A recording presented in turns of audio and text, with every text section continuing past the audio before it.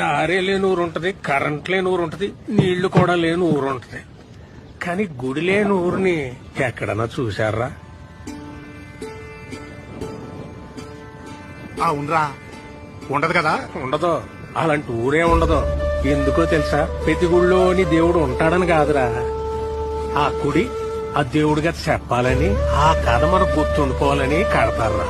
మన రామాలయం సీతను కాపాడుకున్న రాముడు గారు కథ చెప్పేది. అలాగైతే అది ప్రేమ కథ మాత్రమయ్యేది కదా. ఆహా, రాముడి సమస్య తనదనుకున్న హనుమంతుడి కదా. ధర్మం వైపు ఉన్న రాముడికి మేము ఉన్నామని నిలబడ్డ వానరుల కదా. అధర్మంపై గెలవడానికి యుద్ధం చేసిన సైన్యం కదా అది. అందుకే రామాయణం లోక కళ్యాణం కోసం జరిగిందంటారు. ప్రతి భజనలోనూ చెప్పుకునే ఈ కథ ఏదో ఒక రోజు మనకు ఉపయోగపడాలని చెప్తాం. ఈ రోజు అవ్వాలరా.